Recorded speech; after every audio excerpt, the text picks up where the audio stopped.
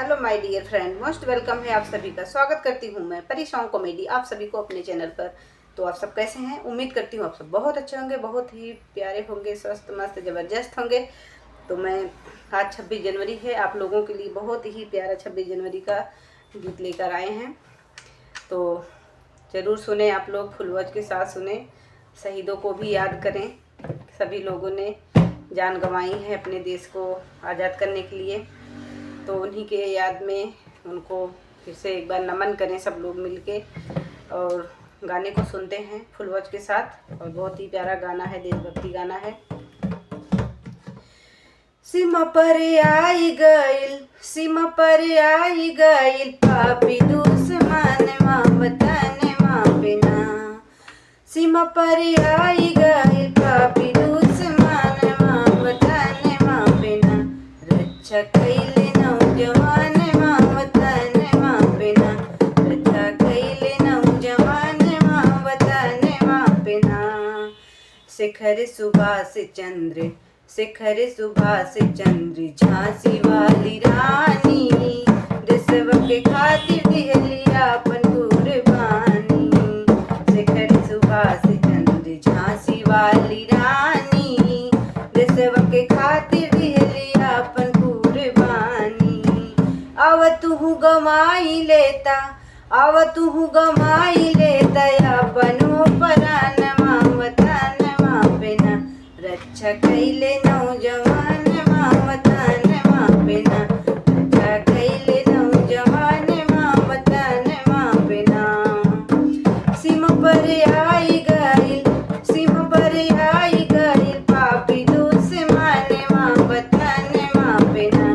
रक्षा कइले नौजवान माँ वतन माँ बिना। रक्षा कइले नौजवान माँ वतन माँ बिना।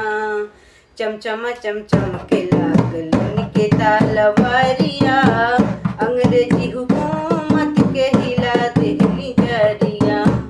चमचम चमचम के लागल उनके तलवारिया, अंग्रेजी हुकूमत के हिला देहली जरिया। कई के आजाद देश, कई के आजाद देश, गइले नौजवान माँ वतन माँ बिना। कई के आजाद देश, कई के आजाद देश, गइले नौजवान माँ वतन माँ बिना। रक्षा कइले नौजवान माँ वतन माँ बिना। रक्षा कइले नौजवान माँ वतन माँ बिना।